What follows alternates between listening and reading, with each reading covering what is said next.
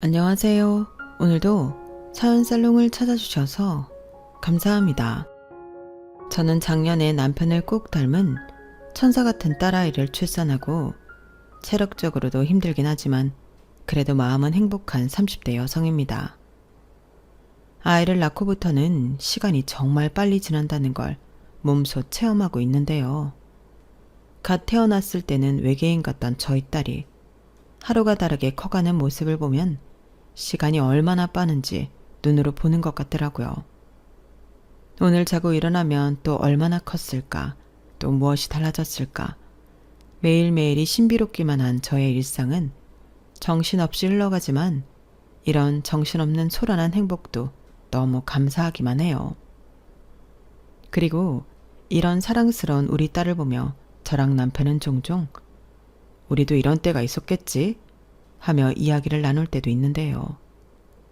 그런 이야기를 나눌 때면 어쩔 수 없이 떠오르는 사람이 한 명 있어요. 그 사람은 바로 저희 시아버님이십니다. 제가 시아버지 때문에 파혼할 뻔도 하고 이혼할 뻔도 했거든요. 남들은 시어머니 때문에 힘들다고 할 때 저는 시아버지 때문에 시댁에 가기가 싫은 사람이었는데요. 시어머니는 그런 당신 남편 눈치 보느라 제 편을 단 한 번도 들어주신 적이 없는 매정한 분이셔서 저에겐 똑같이 싫은 사람이었어요. 그래도 남편의 누나인 손이 신우가 저를 많이 챙겨줬기에 신우랑은 곧잘 지내고 있는데 어쩜 저런 부모들한테서 신우와 저희 남편 같은 착하고 야무진 자식들이 태어났을까 믿을 수 없는 미스테리예요. 보통 엄마든 아빠든 자식이라면 닮기 마련일 텐데 형님도 남편도 시부모님을 닮은 구석이 하나도 없거든요. 만약 그런 게 있었다면 제가 애당초 좋아할 리가 없었죠. 그리고 남편은 저도 저지만 저희 부모님이 정말 예뻐하는 아들 같은 사위인데요. 저한테는 6살 차이 나는 남동생도 있거든요. 그런데 가끔은 제 동생보다도 저희 남편을 더 아들처럼 여기고 의지하는 저희 부모님이신데 그만큼 사이 사랑이 장난이 아닙니다. 그러니 저희 남편도 친정 부모님 일이라면 자다가도 벌떡 일어나 두 팔을 걷어붙이고 성심을 다해 노력하는데 그런 모습을 볼 때면 많은 감정이 저를 스쳐 지나가곤 해요. 바로 결론부터 말씀드리자면 저희가 시댁과는 연을 끊고 살고 있거든요. 그래서 저희에게 부모란 친정 처가할 것 없이 저희 부모님이 그런 존재이신데 저야 저희 부모님의 친자식이니 당연한 일이고 남편은 그럴 만한 사연이 있어요. 그리고 지금부터 그 이야기를 들려드리고 싶어 사연을 신청하게 되었는데요. 세상에 이런 말도 안 되는 시아버지도 있다는 걸 알리고자 재주는 없지만 이렇게 노트북 앞에 앉아 있습니다. 부디 열심히 써볼 테니 제 사연 끝까지 들어주세요. 그럼 바로 본론의 이야기로 들어갈게요.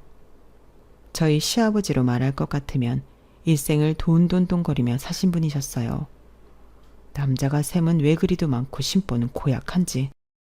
제가 겪은 사람 중에 당연히 최고로 기피하고 싶은 유형의 사람이었죠. 예전에 저희 아빠가 저에게 그런 말씀을 하신 적이 있어요. 수연아, 아무리 나이를 먹었어도 어른이라 말할 수 없는 허접한 인간이 있고 나이가 어려도 그 행동이나 생각이 더 어른 같고 배울 점이 많은 사람이 세상에는 많아. 그러니 너는 어리다고 사람 무시하지 말고 또 나이 많은 어른이라고 아닌 걸 맞다고 하지 마라. 어른이라는 게 거저되는 게 아니야. 너도 그렇다. 어른이 되려면 어른스럽게 행동하고 생각해야 진짜 어른이 되는 거다. 아빠는 수연이가 현명하고 어진 어른이 되었으면 좋겠어. 이렇게 말씀하셨는데 저는 그 말을 하도 어릴 때 들어서 까먹고 있다가 시아버님을 보고 그 말이 번뜩 떠올랐어요. 마치 저희 아빠가 미래를 보고 저에게 알려주는 것 같았거든요. 그만큼 어른이지만 어른 같지 않았던 허접한 인간이 제 시아버지라는 인간이었는데 참 신기했어요. 그리고 그때는 몰랐던 아빠의 가르침을 깊이 깨닫고 아무리 나이가 많다고 무조건 대답해 줄 필요 없음을 실천하게 되었는데 이걸 이렇게 써먹게 될 줄은 꿈에도 몰랐죠. 그렇기 때문에 저 역시도 결혼 전에는 파혼을, 결혼 후에는 이혼을 생각하지 않을 수 없었는데요. 그만큼 시아버지 또 시어머니란 사람들이 너무 싫었어요. 자기들만 알고 자식들을 자기들 입속 생기는 도구로만 여기는데 너무 화가 났죠. 코에 걸면 코걸이, 목에 걸면 목걸이라고. 자기들 이익 따라 가치관도 달라지는데 세상을 오래 살진 않았지만 이런 사람들을 실제로 보다니 스트레스를 많이 받았어요. 며느리인 제가 이 정도인데 그 사람들의 자식들은 오죽할까요? 그래서 제가 파혼하지 않았던 결정적인 이유는 남편 때문이었어요. 제가 남편을 정말 많이 사랑했기 때문이죠. 게다가 남편은 저희 부모님도 인정하는 착하고 현명한 사람이었는데 그 두 사람이 부자지간이라니. 할 수만 있다면 유전자 검사라도 해보고 싶은 심정이었다니까요. 그리고 그런 감정을 처음 느꼈던 때는 제가 처음 결혼 허락받으러 남편 집을 갔을 때였어요. 시아버지는 저를 처음 보자마자 속물처럼 돈에 관한 질문만 늘어놓으셨어요. 너는 회사가 어디 다냐? 연봉은 얼마야? 돈은 얼마나 모았어? 부모님은 뭐 하시니? 집에 돈은 좀 있고? 그런 것들만 궁금해 하셨는데 어찌나 당황스러웠는지 지금 생각해도 얼굴이 화끈거려요. 그리고 그런 질문을 같이 들은 남편도 얼굴이 새빨개져서는 저더러 대답할 필요 없다고 중간에서 수습하기 바빴는데 그때부터 이 결혼이 쉽지 않겠다는 일종의 촉이 왔죠. 만약 제가 조금이라도 덜 남편을 사랑했다면 단번에 엎어버렸을 결혼이었는데 그놈의 사랑이 뭔지 저는 결혼과 파혼 사이에서 고민을 많이 했답니다. 그만큼 남편을 사랑했으니까요. 그리고 남편 역시 그런 제 마음을 알고 매달리기보다는 충분히 고민해보고 이야기해달라고 했는데요. 뭐라고 했더라?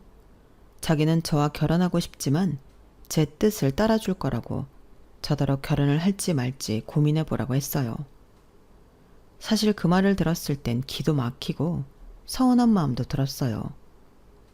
보통 이럴 때 남자들이랑 행여 지키지도 못하더라도 결혼하고 싶은 여자를 붙잡기 위해서 온갖 약속들 늘어놓잖아요. 그런데 남편은 그런 일종의 노력을 하지 않으니 저는 다른 의미로 뿔이 났는데 그때는 나만 이렇게 좋아하고 고민하고 있는 건가? 그런 생각이 많이 들었어요. 그래서 한 번은 너무 화가 나서 남편에게 따져 물었죠. 자기는 그럼 내가 자기 아버지 때문에 결혼 못하겠다고 하면 나랑 헤어지겠다는 거야? 설득도 안 하고? 자기, 나 사랑하는 거 맞긴 하니? 그걸 꼭 말로 해야 알아? 사랑하지도 않는데 내가 왜 자기한테 결혼하자고 해. 나 자기랑 결혼하고 싶어. 자기 아니면 앞으로 아무랑도 결혼하지 않을 생각이고. 그런데 왜 이러는 거야? 어떻게 그렇게 쉽게 말할 수가 있어? 충분히 고민해보라니. 그게 무슨 뜻인데? 말 그대로지. 내가 우리 아버지 아들인 건 부정할 수 없는 사실이잖아. 근데 자기는 얼마든지 피할 수 있는 일이고. 그러니 고민해보라고 하는 건데 뭐가 이상해? 이상해. 아무리 그래도 이럴 때는 무조건 자기만 믿으라고 해야지. 수연아, 나는 그런 말 못해. 솔직히 말해서 자식인 나도 우리 부모 좋지 않아. 그런데 어떻게 자기한테 그런 말을 해? 나는 그럴 수 없어. 막말로 자기가 나 아니면 우리 아버지 같은 사람이랑 엮일 일이 뭐가 있는데? 우리 누나도 그러더라. 차라리 고아가 낫다고. 아니, 왜 말을 또 그렇게 해? 고아가 낫다니. 그 정도로 나랑 누나는 우리 엄마 아빠 싫을 때가 많았어. 근데 우리야 지내온 시간이 있어서 어느 정도 익숙하기도 하고 걸러들을 수도 있는 건데 자기는 아니잖아. 분명 많이 힘들 텐데 그걸 어떻게 강요해? 그걸 알면서 왜 결혼하자고 했는데 그것도 알았을 거잖아. 그래, 알고 있었어. 그래서 고민 많이 했지. 결혼만 아니면 굳이 보이고 싶지 않은 내 부모, 사랑하는 너한테 보일 필요도 없으니까. 근데 그럼 나는 영영 수연이 너랑 결혼 못 하잖아. 나는 이제 연애 말고 수연이 너랑 살고 싶은데. 뭐야, 이렇게 또 절절하게 말하면 나는 어떡하라고. 나는 그냥 자기 집에 처음 갔는데 너무 당황해서. 알아. 사실 나도 당황했어. 아무리 우리 아버지라고 하지만 초면부터 그럴 거라고 생각하지 않았거든. 근데 사람 진짜 안 변하더라. 내가 떨어져서 지내서 그걸 잠깐 잊고 있었나 봐. 아니, 내심 이젠 좀 달라져야길 바라기도 했어. 근데 그게 아니었고 나도 진짜 너무 창피하더라. 그러니까 나는 다 이해할 수 있어. 자기가 어떤 선택을 하든 받아들일 수 있어. 그니까 내가 자기를 덜 사랑해서가 그런다는 오해는 하지 말고 잘 생각해봐. 저는 저를 생각해주면서 저런 말을 하는 남편을 보고 조금은 혼란스러웠어요. 솔직히 그때는 아직 결혼도 하지 않았기에 남편이 사탕 발림 소리를 하면 홀라당 넘어갈 수도 있는 순수하고 무지한 상태였는데 저렇게 있는 사실 그대로 자기 마음을 얘기하다니 더 갈등이 되더라고요. 그러면서 오로지 이건 내가 결정하고 내게 책임져야 하는 일인 듯 무겁게 느껴졌는데 하도 답답해서 엄마에게 고민 상담을 했죠. 저희 엄마도 무조건 자기 자식 편을 드는 그런 사람이 아니시거든요. 어릴 때는 그게 좀 서운하고 이상하다 생각할 때가 많았는데 커서는 엄마의 그런 점이 도움이 많이 됐어요. 그래서 이번 일도 엄마한테 물어보면 답을 얻을 수 있을 것 같았는데요. 엄마가 그러시더군요. 결혼은 원래 무거운 거야. 오죽하면 결혼은 현실이라고 하겠니? 세호가 현명한 거지. 왜? 남자들이 지키지도 못할 약속하면서 여자들한테 결혼하자고 하잖아? 그리고 여자는 내내 속았다고 자기 남편 원망하면서 살고. 그게 뭐냐? 그러니까 세호 말처럼 수연이 네가 신중하게 잘 고민해봐. 무조건 행복할 거라는 막연한 설레임보다는 그게 더 나아. 역시 세호가 너보다 현실적이고 똑똑하다. 엄마는 내 친엄마가 맞아? 세호 씨 엄마야? 엄마가 잊고 있나 본데 내가 결혼하면 그 이상한 시아버지가 엄마 사돈되는 거야. 그러니까 내 말이 그 정도로 그 시아버지란 사람 이상하니? 이상하면 뭐 얼마나 이상한데? 속물 돈밖에 몰라. 듣자 하니 자기는 그 정도 돈도 없으면서 무슨 그렇게 돈 타령을 하는지. 어머니는 아무 말도 안 해. 조선시대 여자가 앉아있는 줄. 순간 나 타임머신 타고 과거로 간 줄 알았잖아. 아버님은 말만 하고 손 하나 까딱도 안 해. 아, 그런 사람이란 거지? 에이, 엄마는 그런 사람들 많이 봤어. 네 아빠나 별스럽게 안 그러지. 그 나이 때 남자들 죄다 그래. 자기 아버지한테 배운 게 그딴 거밖에 없거든. 그럼 우리 아빠는 할아버지가 일찍 돌아가셔서 못 배워서 그런 거야? 네 할머니가 좀 무서워? 머슴처럼 키워주셔서 엄마가 덕보고 살지. 근데 그런 것 때문에 고민이라면 세호가 너무 아깝다. 저는 엄마의 말을 듣고 결혼을 결심했어요. 그런 사람들이 많다고 하니 제가 단순한 건지 같이 사는 것도 아닌데 괜찮을 것 같더라고요. 그리고 저야 친딸도 아는데 싫으면 안 보고 살면 된다는 단순한 생각을 하기도 했는데요. 그래서 일단 저는 사랑을 택하기로 마음을 먹었죠.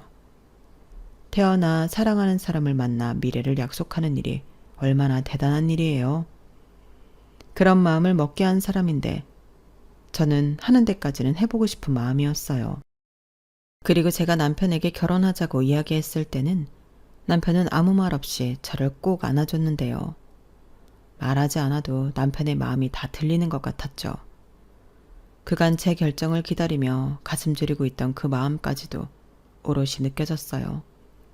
그리고 저는 그때 이런 결심을 하게 되었는데요. 지금부터는 내가 이 남자를 지키고 사랑해 주겠노라 제 자신과 약속했죠.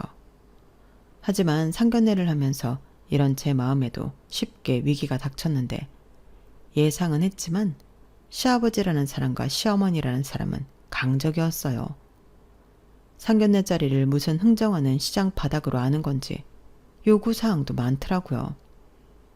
그때 저희 부모님이 저희 신혼집을 저와 남편 명의로 사주겠다고 하셨는데 대신 예단 예물은 생략하고 혼수는 남편이 해오는 걸로 하자고 제안하셨어요.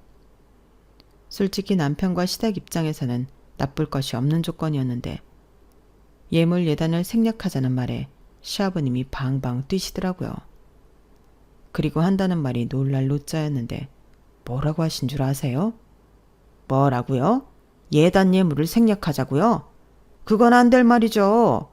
결혼이라는 게 집안 대 집안이 연결되는 중요한 일인데 그건 경우가 아닌 것 같은데요. 그럼 집 사준다고 유세하지 마시고 애들 신혼집을 하지 마세요. 지금 우리 아들이 혼자 살고 있으니 거기 들어가 살면 될 일이죠. 그럼 집은 해결된 거 아닙니까? 아버지, 아무리 그래도 지금 살고 있는 집은 빌라라 좁고 전세인데 나 때는 단칸방에서 이불이랑 수저 세트만 놓고 시작했어. 빌라면 어떻고 전세면 어떠니? 훌륭하기만 하지. 자, 어떻습니까? 그러니 대신 혼수며 예단 예물은 성심성의껏 해오는 걸로 아시죠? 상견례 자리가 쉽지 않을 거라고 막연한 생각은 했었지만 이럴 줄은 몰랐어요. 막말로 신혼집을 해준다는데 자기들 받을 몫이 사라지는 게 싫으니 그걸 마다하다니. 저랑 저희 부모님은 두 귀를 의심했는데요. 곧이어 저희 엄마가 그러셨어요. 정 그러시면 이렇게 하시죠. 저희야 뭐 집 해줄 돈이면 충분히 할 수도 있으니까요. 다만 지금 세호가 살고 있는 집이 평수도 그렇고 지금 쓰는 물건도 멀쩡한 걸 바꾸는 건 낭비인 듯한데 혼수는 애들한테 맡겨도 되겠죠? 이렇게 말씀하셨죠. 그러자 시아버님이 그 말을 기다렸다는 듯 대신 애들 살림 대신 당신들 가전제품을 바꿔달라고 하셨는데요. 이건 또 무슨 멍멍이가 야옹하는 소리인지 황당 그 자체였어요. 네? 애들 혼수인데 사돈댁에 물건을 사서 보내라고요? 방금 안사돈께서 하신 말처럼 우리 아들이 쓰는 물건이 못 쓸 것도 아니고 결혼한다고 멀쩡한 거 내버리고 바꾸는 것도 낭비이니 어차피 쓰실 돈 저희 집 TV랑 냉장고 세탁기 그리고 뭐? 당신 뭐 필요하다고 했지? 대신 설거지 해주는 거 그것도 하나 해서 보내주세요. 아, 안마의자도 좋은 놈으로 하나 해주면 좋겠네요. 그리고 예단은 필요 없으니 돈으로 합시다. 한 1,000만 원? 그 정도면 될 것 같은데 어떠세요? 아버지, 그만 좀 하세요. 제가 장가가는 거지 아버지 장가가는 거 아니잖아요. 뭘 자꾸 사달라고 하세요? 어허, 말은 바로 해야지. 내가 언제 사달라고 했어? 원래 여자가 시집 올 때는 그러는 거다. 시집을 오는 거잖아. 우리더러 잘 봐달라고 성의 표시하는 거야. 뭣도 모르는 게 어디서 나서. 너 그러는 거 네 애비 얼굴에 먹칠하는 거야. 공무원 시계나 되는 놈이 그런 것도 몰라? 자, 저희는 크게 바라지 않습니다. 이 정도로 정리하고 애들 결혼시키시죠. 집 사줄 돈 굳었는데 이 정도는 껌이지 않습니까? 요즘 집값 장난이 아닌데. 네, 단순하게 계산을 해보면 그렇죠. 그럼 그렇게 해드리면 되는 걸까요? 엄마, 수연이 너는 나설 거 없어. 당신도 괜찮지? 원래는 30평 아파트 해주려고 했는데 바깥 사돈께서 이렇게 구체적으로 정리를 해주시니 오히려 편하네. 그래, 당신이 괜찮다고 하면 된 거지. 그렇게 하시죠. 아유, 우리 사돈네에는 참 시원시원하십니다. 특히 안사돈님이 여장부시네. 반면 우리 바깥 사돈은 어쩌다 그렇게 쥐어 사십니까? 남자가 그러면 안 되는 건데. 아, 그리고 이건 사소한 거지만 분명히 했으면 하는 건데요. 수연이 지금 회사 잘 다니고 있지만 애 낳으면 그 회사 그만 다니게 하죠. 들어보니 대단히 큰 연봉을 받는 것도 아닌 것 같은데 괜히 애 낳고 엄한 사람한테 애 맡기고 돈 쓰느니 애 엄마가 보는 게 낫지 싶어서요. 애는 결혼하고 최대한 빨리 걷는 걸로 하고 괜찮으시죠? 이건 뭐 저희 집안일이라 의논할 일은 아닌데 그래도 사돈이니까. 저는 저 말까지 듣는데 더는 참고 들어줄 수가 없었어요. 제 연봉이 어디가 어떻다고 저런 말도 안 되는 소리를 하는 건지 너무 화가 났죠. 정작 시아버님은 제 연봉의 반도 벌지 못하시는 양반이라는 걸 제가 알고 있었는데 이건 절대 양보할 마음이 없었어요. 그런데 그때도 저희 엄마가 먼저 나서서 조근조근 상황을 뒤집어 놓으셨죠. 그건 안 괜찮은데요. 저도 제 딸 어떤 아들 못지않게 대학 공부시키고 부족함 없이 키웠는데 고작 애 하나 낳았다고 집안에 들어앉은 꼴은 못 볼 것 같았어요. 저희 딸이 원하면 모를까 공무원 월급 얼마나 한다고 그런 말씀을 하세요? 저도 그것만은 양보해드릴 수 없습니다. 아직 태어나지도 않은 애 얘기는 이 정도로만 하시죠. 설마 세연아도 그랬으면 좋겠니? 저희 엄마 말에 남편은 두 손을 세차게 저으며 절대 아니라고 대답했어요. 아니요. 수연이가 원하는 게 아니면 절대 강요할 수 없죠. 요즘은 남자도 여자도 능력 있으면 일하는 거고 살림도 육아도 같이 하는 거라고 생각해요. 염려 마세요. 절대 그럴 일 없습니다. 이렇게 말했는데 순간 분위기는 완전히 역전되었죠. 주도권을 시아버지가 갖고 계시는 것처럼 굴었는데 당신 아들이 저리 나오니 시아버님도 더는 어쩔 도리가 없는 듯 보였어요. 다만 자기 아들을 향해 도끼 눈을 뜨셨는데 그래도 끝까지 저희 엄마 뜻에 따라주긴 싫으셨는지 그럼 그 얘기는 그때 상황 봐가면서 다시 하죠. 라며 당신이 수습하는 모양새로 마무리하셨어요. 그렇게 상견례가 끝이 났고 저는 속이 양은 냄비 마냥 팔팔 끓었는데 저희 부모님은 참으라고 하시더라고요. 제가 여기서 화를 내거나 말실수를 하면 그게 다 제 남편에게 상처가 된다고. 그럼 그건 두고두고 제가 미안해야 할 일이라고 하시며 저더러 쏟아내고 싶어도 집에 가서 우리끼리 있을 때 하라고 하시더라고요. 사실 저희 부모님은 생각한 바가 따로 있으셨더군요. 그러니 그런 말도 안 되는 상견례 자리를 참고 앉아 계셨던 건데 저랑 남편은 결혼식을 올리고 한참이 지나서야 그걸 알게 되었어요. 일단 시아버님의 고집으로 저는 남편이 살던 빌라에 신혼살림을 차렸는데 말이 신혼이지 기분은 영 나지 않았어요. 연애할 때는 나쁠 것도 없던 보금자리가 결혼 후에는 자꾸만 성질이 나는 그런 것이 되었는데 그렇잖아요. 시아버님 때문에 아파트도 날아가고 심지어 혼수는 시댁으로 갔으니 얼마나 열받겠냐고요.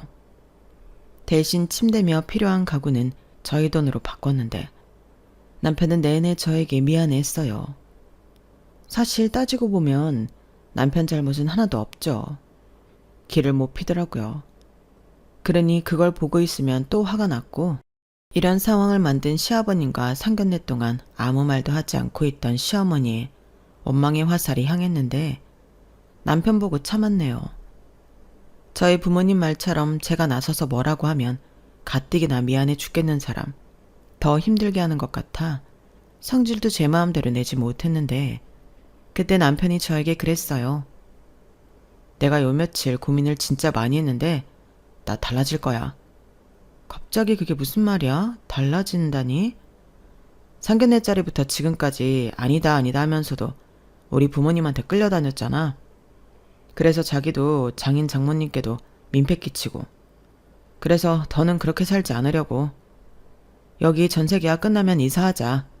대출 받더라도 수연이 네가 살고 싶은 곳으로 이사하고 그 대출금은 내 월급으로 낼게. 결혼했는데 네 돈 내 돈이 어딨어. 난 그렇게 생각해줬다는 것 자체가 더 고마운걸? 그래도 이사는 가자. 너무 억울해. 그래. 그러니까 조금만 참아. 내가 더 열심히 벌고 더 열심히 살게. 저는 남편이 하는 말에 화가 조금 누그러드는 것 같았어요. 내가 선택한 결혼이고 내가 사랑하는 남자이니 시부모야 최대한 안 보고 살자. 그런 마음으로 살았죠. 그런데 이런 제 마음을 알 리 없는 시어머니는 갑자기 느닷없이 니들 결혼한 지가 언젠데 집들이도 안 하니? 이번 주말 어때? 네 시아버지가 주말에 하자고 하신다. 라고 집들이 타령을 하셨는데 누구 약 올리나. 저는 새로 이사한 것도 아니고 집 인테리어를 바꾼 것도 아닌데 무슨 집들이냐고 안 한다고 단칼에 거절했어요. 그러자 시어머니는 당황하셨는지 또 당신 남편을 팔기 시작하셨는데 저는 그러거나 말거나 안 한다고 재차 말씀드렸죠. 그리고 더는 할 말이 없던 시어머니는 알겠다고 전화를 끊으셨는데 곧장 시아버님에게 전화가 걸려왔고 저는 똑같이 말했어요. 그러자 시아버님은 달라진 게 왜 없어? 네가 들어와 살고 있잖아. 그럼 없는 솜씨라도 시부모님 초대해서 식사 대접이라도 하는 거지. 집들이가 뭐 다를 게 있어? 라고 화를 내셨는데요. 저는 그것도 싫다고 했어요. 그리고 없는 솜씨 부려봤자 낭비죠. 따지고 보면 집들이는 저희가 아니라 아버님이 하셔야 하는 거 아니에요? 저희 부모님이 그 집에 가전제품 다 바꿔드렸는데 저희가 그거 구경하러 가야죠. 이렇게 따박따박 제 할 말 다 했는데 시아버님이 저더러 갓 시집 온 며느리가 싸가지가 그렇게 없어서 어쩌냐고 오지 말라고 하시더군요. 아마 시아버님은 자기가 세게 나오면 제가 벌벌벌 길 줄 아셨나 봐요. 하지만 그럴 마음은 처음부터 없었고 오히려 잘 지낼 마음도 없었기에 불편해서 서로 안 보면 그게 제일 베스트라고 생각했어요. 그런 제 생각에 남편도 크게 뭐라고 하지 않았는데 남편도 저 꼴리는 대로 하라고 했거든요. 결혼한 이상 자기 가족은 이제 저뿐이라고 제가 어떤 선택을 하든 자기는 제 뜻에 따라 줄 거라고 했는데 그 말이 참 든든했어요. 그리고 그 마음이 변치 않길 바랬는데 제가 사람 보는 눈이 영 나쁘지는 않았는지 남편은 지금까지도 자기가 한 말은 목에 칼이 들어와도 지키는 사람입니다. 오죽하면 아이가 태어났는데도 영순이는 항상 저라고 하니까요. 그리고 저희 부모님은 초대해서 집들이를 하긴 했는데 저희 부모님이야 당연히 모셔야 한다고 생각했어요. 당신들 딸이 시집가서 어떻게 살고 있는지 궁금하실 테니까요. 그렇게 신혼집에 처음 오신 저희 부모님은 집을 쓱 둘러보며 아무 말씀도 하지 않으셨는데 저희 아빠가 남편한테 물었어요. 혼자 살다 둘이 사니 어떠냐고요. 그러자 남편은 저희 아빠가 별뜻 없이 한 말임에도 죄송하다고 고개를 떨궜는데 그때 저희 엄마가 아파트 계약서를 남편과 저한테 내미셨어요. 저희 둘 다 깜짝 놀랐죠. 이미 물 건너간 아파트라고 생각했는데 이렇게 계약서를 들고 오다니 너무 놀랐고 이중으로 큰 돈을 쓰게 한 못난 딸이라 죄송하기도 했는데 저희 엄마가 이어서 말씀하셨어요. 내가 네 아빠랑 고민을 많이 했는데 그래도 이건 아니다 싶어. 니들 이사해라. 대신 세호, 아니 박서방 집 보증금 받으면 혼수는 그걸로 해. 그 정도는 괜찮지? 네? 저야 너무 괜찮지만 그래도 또 너무 죄송한데. 죄송하긴 사위도 자식인데 우리는 너희들이 잘 사는 모습만 보여주면 바랄 게 없어. 여긴 너무 낡기도 했고 신혼집인데 기분도 안 나잖아. 그러지 말고 집주인한테 말아서 최대한 빨리 이사하자. 안 그래도 우리 집 계약 기간 끝나면 이사할 생각이었는데 엄마 아빠 고마워. 나 진짜 잘 살게. 그래, 싸우지 말고 둘이 위해주면서 살아. 엄마가 전에 그랬지? 결혼은 현실이라고. 연애할 때는 둘이 사랑타랑만 하면 그만이지만 결혼은 달라. 같이 헤쳐갈 일도 많고 내내 붙어있으면 몰랐던 것도 알게 돼서 불편하고 그래. 그럼 불만도 생기지. 그걸 다 맞춰가는 게 결혼이야. 사실 다른 건 큰 문제도 안 되는 거지. 안 그래 여보? 여부가 있나? 당신 말이 다 맞지. 박서방, 이렇게 부르니까 너무 어색하네. 세호야, 우리 딸이 지엄마 닮아서 주먹새도 속은 나 닮아서 반듯하니까 예쁘게 봐줘라. 당연하죠. 저는 아버님처럼 살 거예요. 아버님이 제 롤모델이시거든요. 정말? 아, 쉽지 않은데. 그래도 뭐든지 물어봐. 내가 다 전수해 줄게. 일단 우리 내일 일요일이니까 집부터 보러 가자. 저와 남편은 집들이 때 너무 큰 선물을 받고 감사해서 밤에 잠도 제대로 오지 않았어요. 결혼할 때 뭘 그렇게 바리바리 친정에서 뜯어가나. 친구들 결혼할 때 속으로 은근히 흉도 많이 보곤 했는데 제가 그러고 있더라고요.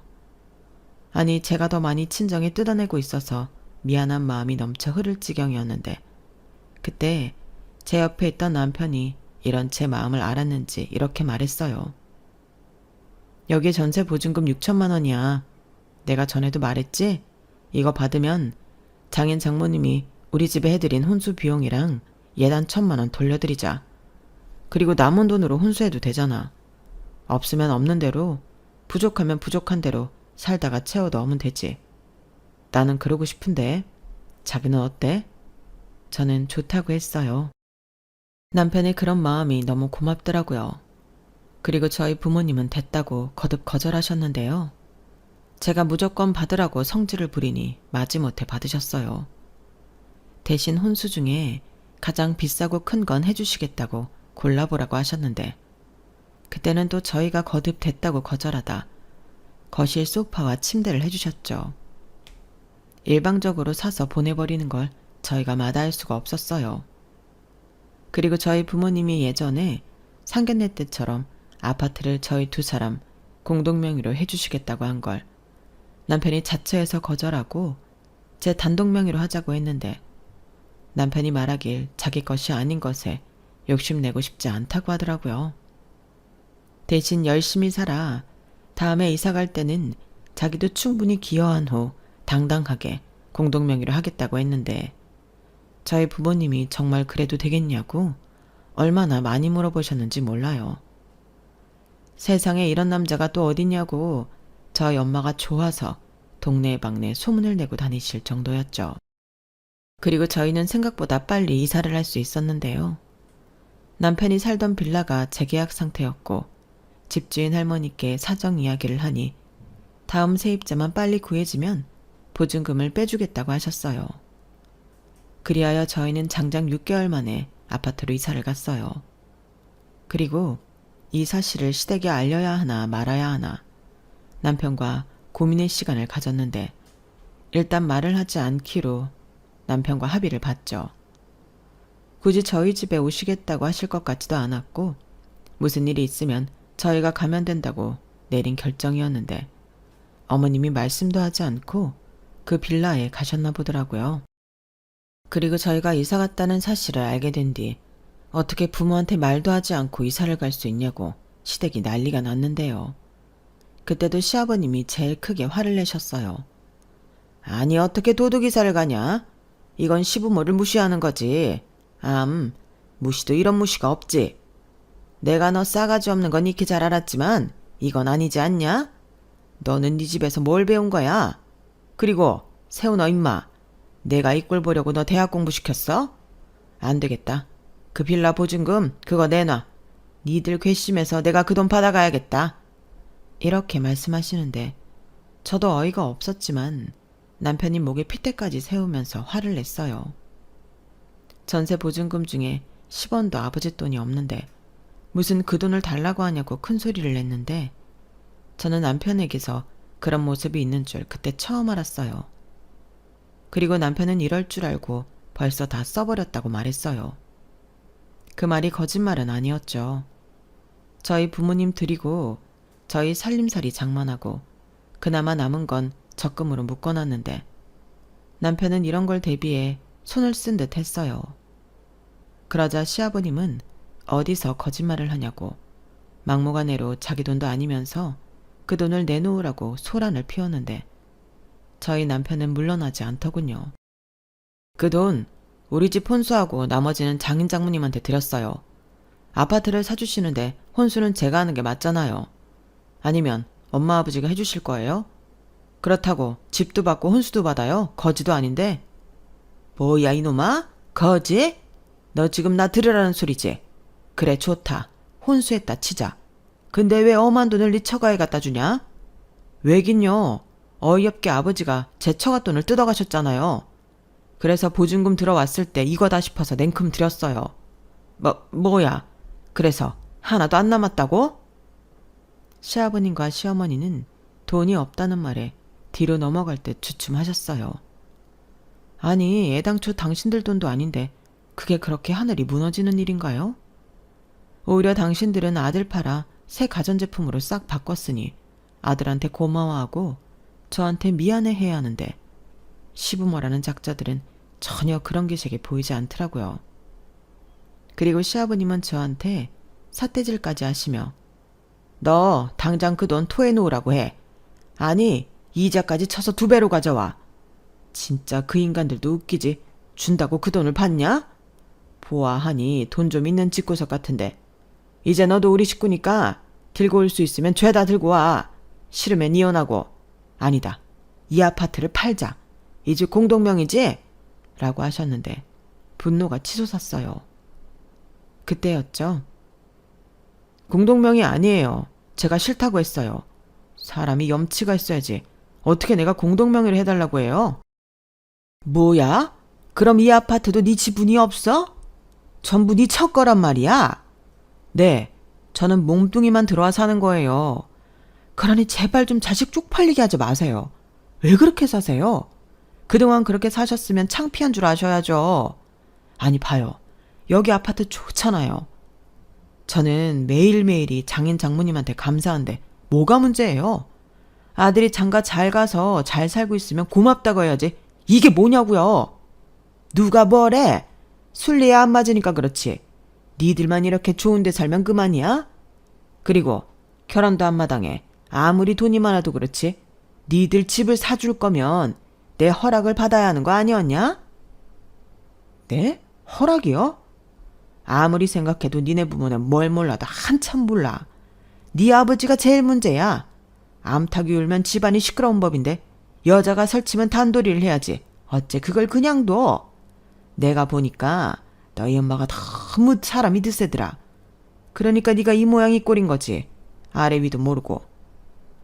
저는 그때 정말로 이성의 끈이 뚝 하고 끊어지는 소리를 들었어요. 더는 못 들어주겠더라고요.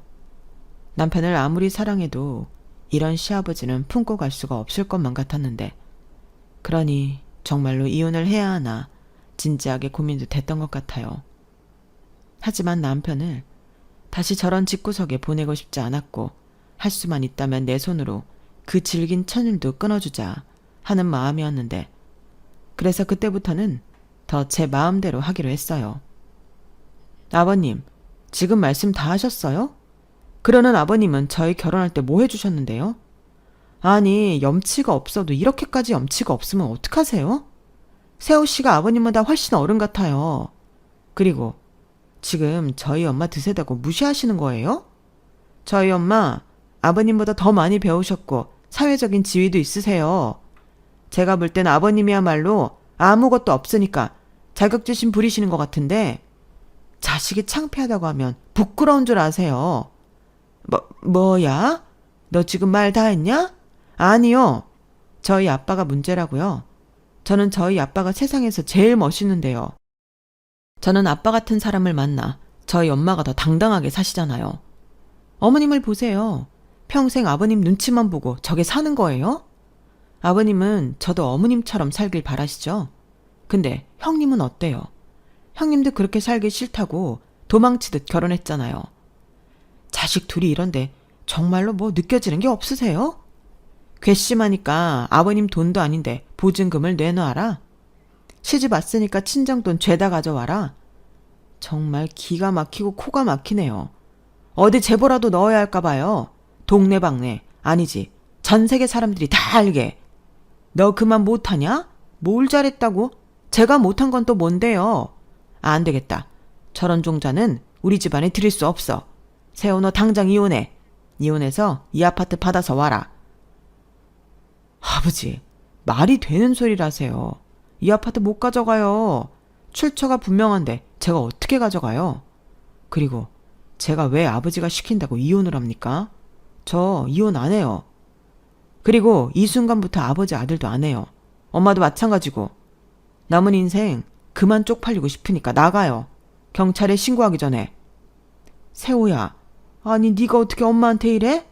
엄마는 네 아빠한테 당하고 산 것밖에는 없어. 나도 그런 줄 알았어. 내내 참고 살았던 것도 엄마 불쌍해서 그런 건데 지금 보니까 아닌 것 같네. 엄마도 똑같아. 엄마도 아닌 것 같으면 아니라고 해야지. 아버지 저렇게 길들인 거 엄마 책임도 있어. 그러니까 나랑 누나 그냥 없는 자식이라고 생각하고 살아. 우리한테 해준 것도 없는데 그 정도는 해줄 수 있잖아, 부모라면. 나 태어나서 결혼하기 전까지 엄마 아버지 아들이라 충분히 괴로웠어. 이제부터는 그렇게 안 살래. 저 말하는 뽐새하고는 이래서 집안에 여자가 잘 들어와야 하는 거야. 이게 다 저 싸가지 없는 때문에 그런 거라고. 말 조심하세요. 어디서 연소리를 해요. 지금 당장 안 나가면 정말로 신고할 거니까 기회 줄 때 나가세요. 남편은 그렇게 말하고 정말로 112에 신고를 넣었어요. 그러자 두 눈을 무섭게 부릅뜬 시아버지는 다시는 오나 봐라. 저희 현관에 침까지 뱉고 나가셨는데 그 이후 저희는 시부모님 전화는 일절 받지 않고 지냈어요. 그러자 시어머니가 짐을 싸서 저희 집에 오신 적도 있었는데 당신이 이혼하겠다고 저희 집에 들어와 사시겠다고 하더라고요. 그래서 그건 싫다고 제가 거절했고 소식을 들은 형님이 모시고 갔는데 월세방을 하나 얻어드리겠다고 하더라고요. 그리고 옳게 걱정하지 마. 우리 엄마잖아. 내가 알아서 해. 괜히 옳게 신경 쓰이게 했네. 미안하다. 라고 하셨는데 그때도 참 고민이 많았어요. 그래서 형님에게 500만 원 보내드리고 돈으로 떼워 죄송하다고 했는데요. 형님은 괜찮다며 그 500만 원도 안 받겠다고 하셨어요. 하지만 저는 그 돈이라도 드려야 살면서 마음이 편할 것 같다고 부탁드렸고 형님은 그럼 받겠다고 하셨는데요. 결국 시부모님은 이혼하셨어요. 알고 보니 시어머니가 좀 아프셨더라고요. 큰 병은 아니었지만 그래도 입원해서 치료받아야 하는 정도였는데 시아버님은 그 와중에 당신 불편할까 불만이 많으셨어요. 그리고 그 꼬라지를 보고 시어머니가 정신을 차렸다며 이혼을 결심한 계기를 듣게 되었는데 무능력한 가부장적인 남편한테 평생을 쥐어 산 것도 너무 억울하고 며느리인 제 말도 충격이었다 하시더군요. 그리고 더는 그렇게 살고 싶지 않다고 생각하셨다는데 그러니 하루 한시도 아깝더랍니다. 그러면서 당당한 저희 엄마를 보고 내심 부럽고 충격이 컸었다며 지금이라도 당장 이혼해야겠다고 결심했다 하셨는데 시아버님은 자기가 왜 이혼당해야 하냐며 난리를 치셨죠. 그 와중에도 평생을 자기 옆에서 고생한 와이프가 힘들고 아픈 건 전혀 배려하지 않으셨대요. 그러니 끝까지 자기는 잘못이 없다고 막무가내로 이혼은 못해준다 버텼다는데 요즘 법이 그러나요? 당연히 이혼감이죠. 그리하여 시아버님은 자식들한테 버림받는 건 물론이고 만만해서 평생 부려먹던 아내랑도 이혼한 신세가 되었는데요. 법원은 시부모님이 함께 산 세월이 길었고 시어머님이 재산 형성에 기여한 바가 있으니 5대5로 재산 분할을 명령하셨어요. 그건 형님이 주도해서 처리한 모양이더라고요. 그러니 시아버님만 똥줄이 탔는데 시어머니가 평생 전업이라 그 돈이 전부 당신 돈인 줄 아셨나 봅니다. 그리고 억울하다며 저희 집에도 몇 번이나 찾아오셨는데요. 그럴 때마다 남편이 경찰에 신고했어요. 그렇게 신고가 쌓이니 접근 금지도 가능했는데 이래저래 시아버님은 철저하게 혼자가 되셨죠. 그렇게 혼자만 좋다고 사시더니 가진 것도 뺏기고 혼자 외로이 말년을 사시게 된 건데요. 그나마 시어머니는 딸이라도 있어 거기에 비비고 사시는데 말도 안 되는 억지만 부리며 살다 시아버님은 인생 나락에 떨어지고 만 거예요. 그 와중에 자기는 아들 덕을 좀 보고 싶어 했던 것 같은데 허림도 없죠. 그리고 현재 저희 가족은 저희 친정 부모님이 사준 아파트에서 딸까지 낳고 행복하게 살고 있는데 지금은 시아버님이 어디서 뭘 하는지 알지 못합니다. 아니, 알고 싶지 않아서 알아보지 않았어요. 다만 시어머니는 외갓집이 있는 시골로 가셨는데 형님이 가보지는 않더라도 가끔 안부나 전하고 살았으면 좋겠다고 하시더라고요. 그래서 그 부분은 저도 그래 볼까 하는 마음이에요. 저희 엄마도 그러는 게 좋겠다고 하셨거든요. 남편이 원수지. 아마 본의 아니게 자식들한테 상처 준 것도 많으실 거야. 박서방 생각해서 네가 지고 들어가. 그래도 그 나이에 큰 결심했는데 네가 먼저 손 내밀어 드려. 이렇게 말씀하셨죠. 아마 내심 남편도 자기 엄마에 대해 마음을 쓰고 있었을 거라 생각해요. 그래서 저는 제가 먼저 전화를 드렸고 종종 이렇게 통화하며 처음부터 다시 시작하는 마음으로 친해지자 말씀드렸는데 어머니는 고맙다고 하셨어요. 그리하여 아직까지도 저는 시어머니와 친해지고 있는 중입니다. 저도 마음이 편안해지는 것 같더라고요. 아무래도 저희 딸도 보고 싶어 하시는 것 같고, 그래서 요즘은 사진과 동영상도 자주 보내드리고 조만간 만나뵈러 갈 생각인데, 저도 막상 아이를 낳고 보니 마음이 조금 변하는 것 같아요. 전에는 시아버님 뒤에 숨어 똑같이 구는 시어머니가 미웠거든요. 그런데 시간이 지나니 미움도 무뎌지는 건지 변하지 않을 것 같던 제 마음도 말랑말랑해졌는데, 그래서 속는 셈 치고 다시 시어머니에겐 좋은 며느리가 되어볼까 합니다. 그래야 나중에 남편도 마음이 편할 거잖아요. 일단 지금 제 마음은 그렇습니다. 또 어떤 일을 겪고 달라질지도 모르지만 여기서 중요한 사실은 시아버님은 절대 아니라는 거예요. 혹여 이상한 소문이나 연락이 와도 저는 뵐 생각이 없는데, 그건 미리부터 남편에게 말해놓은 상태입니다. 그리고 남편도 그러길 바라는 마음인데 저 역시 남편에게는 강요하지 않으려고요. 하지만 제 진짜 마음은 남편이 시아버님과는 영영 안 보고 살았으면 하는데요. 이런 말 죄송하지만 다 자업자득이잖아요. 부디 당신의 지난 인생들을 돌이켜보며 처절하게 후회하시고 사는 내내 외롭길 바라는 마음입니다. 본인 때문에 상처받은 사람이 너무 많으니까요. 그리고 편애라고 하면 할 말이 없는데 저는 저희 부모님에게 평생 자식으로 효도하며 살 생각이에요. 결혼 전에도 그렇지만 결혼 후에도 너무 많은 도움을 받았고, 시아버님을 보니 더욱 존경스러운 저희 부모님이시라 그 사랑과 은혜에 꼭 보답하고 싶은 마음인데, 저희 딸에게도 그런 부모가 되어주고 싶어요. 전에는 몰랐지만 좋은 부모 밑에서 나고 자란다는 건 로또 이상의 행운이라는 걸 지금은 알고 있거든요. 그리하여 저는 앞으로 되고 싶은 게 참 많은데, 좋은 딸, 좋은 엄마, 좋은 아내, 그리고 행복한 제 자신이 되는 게 꿈이자 목표예요. 인생이라는 게 목표가 있어야 성취하는 맛도 있고 노력하면 살 수 있는 거잖아요. 그래서 저는 평생 그런 노력으로 제 목표에 한 걸음 한 걸음 다가가며 나이 들고 싶은 바람인데, 거기에 더불어 지금처럼 남편과 사이 좋게 지낼 수 있다면 더할 나위 없이 좋은 인생이겠죠. 부디 제가 목표하는 그런 인생을 살 수 있길 소망하며 글을 마치도록 하겠습니다. 아이를 보면서 틈틈이 글을 쓰고 있었는데 이게 쉽지 않네요. 다들 어쩜 그렇게 글을 잘 쓰시는 건지 대단하다 생각합니다. 그래도 이렇게 사연으로 지난 날을 정리할 수 있어 나름 반성도 하고 다짐도 하는 좋은 계기가 되었는데요. 앞으로 저희 부부가 좋은 엄마 아빠가 될 수 있도록 따뜻한 조언 부탁드립니다. 그럼 지금까지 함께 해주셔서 대단히 감사합니다. 오늘 하루도 좋은 일 가득하길 바라며 안녕히 계세요. 여러분, 사연 댓글에 응원과 현명한 조언 부탁드려요. 좋아요와 구독은 저에게 큰 힘이 됩니다. 오늘도 좋은 일 가득하세요.